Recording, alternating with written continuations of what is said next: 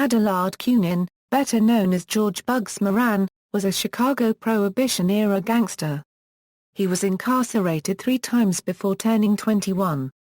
On February 14, 1929, in an event that has become known as the St. Valentine's Day Massacre, 7 members of his gang were gunned down in a warehouse, supposedly on the orders of Moran's rival Al Capone. Early life and career: Moran was born Adelard Cunin to Jules and Marie Diana Gobiel Cunin, French-Canadian immigrants, in St. Paul, Minnesota. While attending Creighton, a private school, he joined a local juvenile gang. Moran left school at the age of 18 and was later caught robbing a store. He was then sent to the State Juvenile Correctional Facility. Moran escaped and fled to Chicago, where he was later caught trying to rob a warehouse, taking part in a horse-stealing ring, taking part in robbery involving the death of a police officer, and robbing a freight car, for which he received a variety of prison and jail term sentences. He married twice during his career as a gangster, divorcing his first wife who was not comfortable with his lifestyle. Moran joined a gang in Chicago led by Charles Oethox Razor, with other prominent members including Dean O'Banion, Hemi Weiss, and Vincent Druckey, all of whom became well-known members. Prohibition was established in 1920 with the enactment of the 18th Amendment, which banned the distribution of alcoholic beverages. Subsequently, criminal enterprises sprang up to smuggle liquor. They imported it, manufactured it, stole it and sold it as a scarce commodity for great profit. The popularity of alcohol and lack of legal competition ensured an endless supply of customers. This smuggling of alcohol was called bootlegging. Soon, the criminals and gangsters were enjoying profits beyond anything the basic rackets had ever provided. Among them were Dean O'Banion and his group of mostly Irish thugs, including Bugs Moran, who became known as the North Side Gang. Al Capone succeeded Johnny Torrio as the leader of the Italian mob on the South Side. These two rivals fought violently, resulting in what is known as the bootleg battle of the Marne Euro. Battling Al Capone, the bootlegging operation of Earl Weiss and Bugs Moran continued to pose a significant challenge to Capone's South Side Gang. Moran and Capone then led a turf war with each other that cost them both. Moran's hatred of Capone was apparent even to the public. Moran was disgusted that Capone engaged in prostitution. He would not increase profits himself by engaging in prostitution rings due to his Catholic religion. Torrio unregistered trademark S gang killed Dino unregistered trademark Banian, and in an attempt to avenge him, Bugs Moran and Ella Oehimi Weiss made an attempt on Torrio's unregistered trademark Life. They went on to make a failed attempt on Al Capone unregistered trademark S Life at his headquarters, the Hawthorne Inn in Cairo, Illinois. More than 1,000 shots were fired at the inn and at a nearby restaurant in their attempts to kill Capone.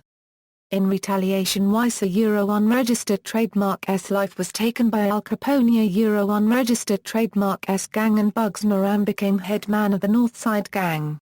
Responding to Weiss unregistered trademark S death, Moran tried to kill a member of Capone unregistered trademark S gang, resulting in an attack, allegedly from Capone, known as the St. Valentine unregistered trademark S Day Massacre. St. Valentine's Day Massacre. On February 14, 1929, Capone tried to strike a decisive blow against Moran with the notorious St. Valentine's Day Massacre. On February 13, 1929, a tempting phone call to Moran told him that a truckload of whiskey had just arrived from Detroit and he could have it at a bargain price. He ordered the whiskey to be delivered at 10:30 the next morning at the garage of the SMC Cartage Company on North Clark Street, where he kept his bootlegging trucks. 2 gunmen dressed as police, and 2 others in plain clothes, lined up 7 of Moran unregistered trademark S people against the wall in the warehouse and slaughtered them. However, the main target of the hit, Moran, narrowly eluded death. Moran spotted the police car outside the warehouse and, believing a raid was in progress, doubled back to a coffee shop with his bodyguards. Another Northsider, Al Wainshank, was misidentified as Moran by one of Capone's lookouts who signaled for the attack to begin. The men were lined up against the wall and shot repeatedly. Responders were late to the scene due to the lack of reporting by neighbors who thought that whatever had occurred had been taken care of when they saw the two E police officers exit the area from which the gunshots were heard. 6 of the men were killed and another was near death when police officers arrived on the scene. The 7th man, Frank Gusenberg, was taken to a hospital where he refused to identify his killers following the gangster unregistered trademark S-code of silence and later died. When Moran saw the carnage, he broke the gangster code accusing Capone of the murders. No one was convicted of the crime and Capone denied all involvement in regards to the massacre. After Prohibition, Moran managed to keep control of his territory and what remained of his gang through the end of Prohibition and through the early 1930s.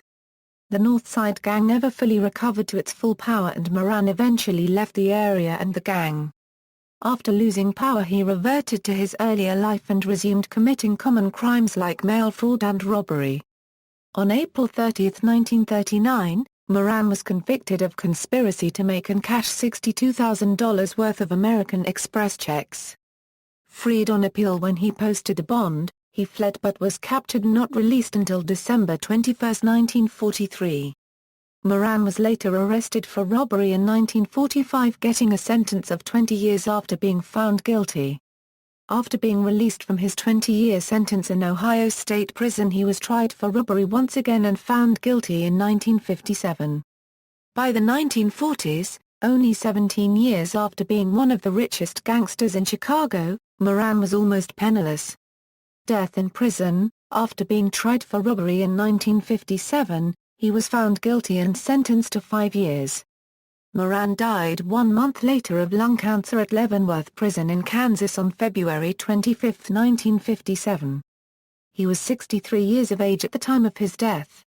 In popular culture. References: Boyle, William. Valentine's Day Massacre. Salem Press Encyclopedia Research Starters. Accessed March 22, 2015. Ebsgehost, Britannica Online. Moran, George. Britannica Online accessed March 22, 2015. Ebsgehost. George Bugs Moran, Head and Shoulders Portrait, Facing Left. 1957. New York World Telegram and the Sun newspaper photograph collection, Whereabouts Unknown. Accessed March 22, 2015. http www.logovtum, George Bugs Moran, Head and Shoulders Portrait, Facing Front. 1930. Library of Congress, Whereabouts Unknown. Accessed March 22, 2015. http www.logovtum, February 14, 1929, The St. Valentine's Day Massacre in Chicago. History Today 59, No. 2, 10. Corporate Resource Net, accessed March 23, 2015. Ebsgehost. Salem Press. American Villains. Pasadena, California, Salem Press, 2008. 386-389. Accessed March 22, 2015. Ebsgehost. External links. Bugsmoran.net, George Bugs Moran at Find a Grave.